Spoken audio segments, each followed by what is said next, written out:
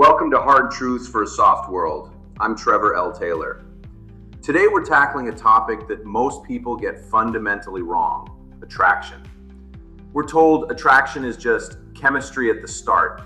It's that initial spark, that lightning in a bottle when you first meet someone.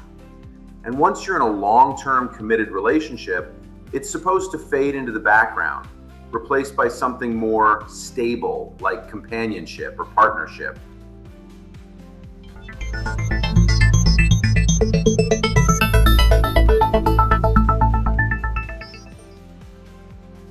That is a dangerous myth. It's a soft truth for a world that has become too comfortable with letting things slide. Today, we're going to dismantle that myth. We'll explore the hard truth that attraction is not just a starting pistol. It is the engine of a long-term relationship. It's a core ingredient for lasting love, and it requires continuous, deliberate effort to maintain. We're going to look at the neuroscience, what's actually happening in your brain. We'll talk about the groundbreaking research from scientists who have studied couples for decades. And most importantly, we'll outline a systematic approach to keeping that engine running year after year. This isn't about superficial looks. This is about the powerful biological and psychological forces that keep two people drawn to each other for a lifetime. Stay with me. So what is that initial spark? When you first fall in love, your brain is flooded with a cocktail of chemicals. It's a dopamine rush, the same neurotransmitter involved in reward and motivation. It's why new love feels so exhilarating, so all-consuming. Researchers at Harvard Medical School have shown that this brain activity mirrors the effects of substances like cocaine. It's a powerful, addictive state. But here's the problem. No one can live in that state of heightened obsessive passion forever. It's biologically expensive. And this is where most people think the story of attraction ends. The dopamine fades, and so, they believe, does the romance. But they're wrong. Dr. Helen Fisher, a biological anthropologist who has been putting people in fMRI machines for over 30 years, made a groundbreaking discovery. She and her colleagues, including Dr. Arthur Aaron and Dr. Lucy Brown, scanned the brains of couples who had been married for an average of 21 years and still reported being intensely in love. What did they find?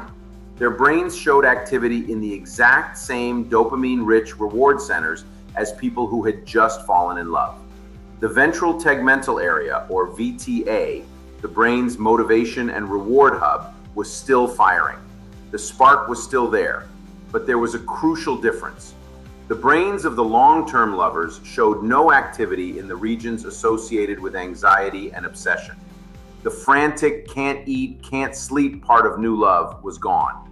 It was replaced by a deep sense of calm and security, linked to the attachment hormones oxytocin and vasopressin. This is the hard truth. Romantic love can last. It's not a myth. Your brain is literally wired for it, but it evolves. It shifts from a state of anxious craving to one of secure, confident desire. The fire is still there, but it's no longer a wildfire threatening to burn everything down. It's a controlled, sustainable burn that provides warmth and energy for decades. So if our brains are capable of this, why do so many couples lose that spark? The answer isn't that it's natural. The answer is that they stopped doing the work. If you want to understand why attraction dies, you need to know about the work of Dr. John Gottman. For over 40 years, he and his team at the Gottman Institute have studied thousands of couples in what they call the Love Lab.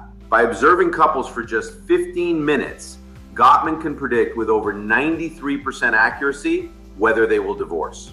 How? He looks for what he calls the 4 horsemen of the apocalypse: criticism, defensiveness, stonewalling, and the most lethal of all, contempt. Contempt is any statement or nonverbal behavior that puts you on a higher ground than your partner. It's sarcasm, cynicism, eye-rolling, sneering. It's mockery. In Gottman's words, it is the most poisonous of all relationship killers. Why? Because it communicates disgust, and you cannot feel attracted to someone you feel disgust for. It's a biological impossibility. Contempt is the acid that dissolves admiration, and without admiration, attraction cannot survive. But Gottman's research also gave us the antidote. He discovered what he calls the magic ratio. In stable, happy marriages, for every one negative interaction during a conflict, there are 5 or more positive interactions. That's the 5-to-1 ratio. Positive interactions aren't grand romantic gestures. They are small moments of turning toward your partner instead of away. A shared laugh, a touch on the arm, a simple "I hear you." These are what Gottman calls sliding door moments, small everyday opportunities to build connection. In a 6-year study of newlyweds, couples who stayed married turned toward each other's bids for connection 86% of the time. The couples who divorced, only 33% of the time. Think about that. The difference between a lasting, passionate marriage and a divorce wasn't about whether they fought. It was about whether they cultivated a culture of appreciation and respect, even during conflict. Attraction doesn't die in big, dramatic fights. It dies a slow death from 1,000 tiny moments of turning away. So we've established that you need to eliminate contempt and build a foundation of respect. But that's just defense. How do you play offense? How do you actively fuel attraction? This brings us to the work of Dr. Arthur Aaron and the self-expansion model. The model is simple. Humans have a fundamental need to grow, to expand their sense of self. One of the primary ways we do this is through our romantic partners. We include them in our sense of self. Their knowledge, their experiences, their perspectives become part of our own. In the beginning of a relationship, this self-expansion is rapid and exhilarating. Everything is new. You're learning about a whole new person, and through them, a whole new world. This novelty is a huge part of that initial dopamine rush.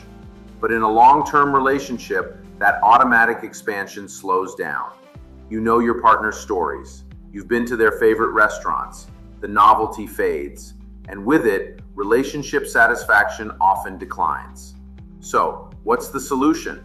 You have to deliberately inject novelty into the relationship. Aaron's 2000 study, which has been cited over 1,000 times, proved this. He had couples engage in one of 2 types of activities. One group did pleasant, familiar activities. The other group did novel and arousing activities, things that were new and challenging for them. The result was unequivocal.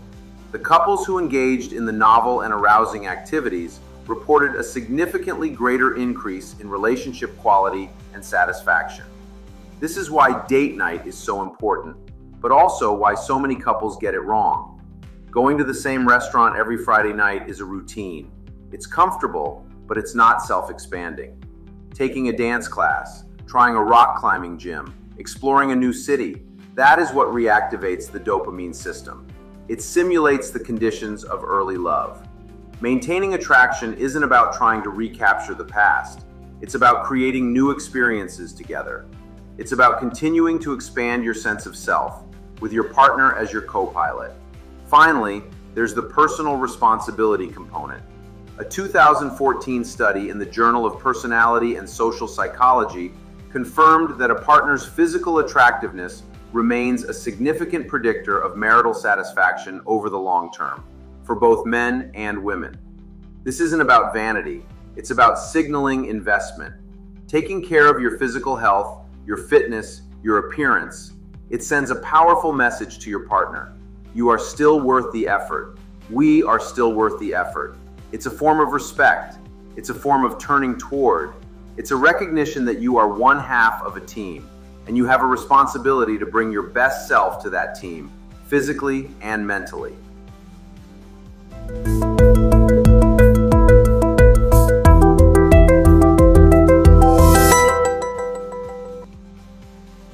So let's bring this all together.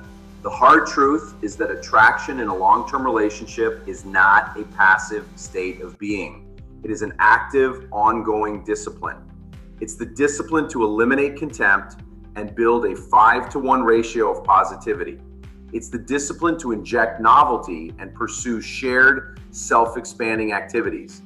And it's the discipline of personal responsibility, of taking care of yourself as an act of love and respect for your partner. Your brain is wired to stay in love. The question is, are you willing to do the work to keep the system running? Are you willing to treat your relationship with the same focus and strategic effort you apply to your career, your finances, or your physical training? Because in the end, a passionate, loving, and attractive long-term relationship is one of the greatest returns on investment a person can ever achieve. Next time on Hard Truths for a Soft World, we'll talk about what each partner should take the responsibility to do to remain attractive to their partner. We'll get specific, we'll get tactical. You won't want to miss it. I'm Trevor L Taylor. Thanks for listening.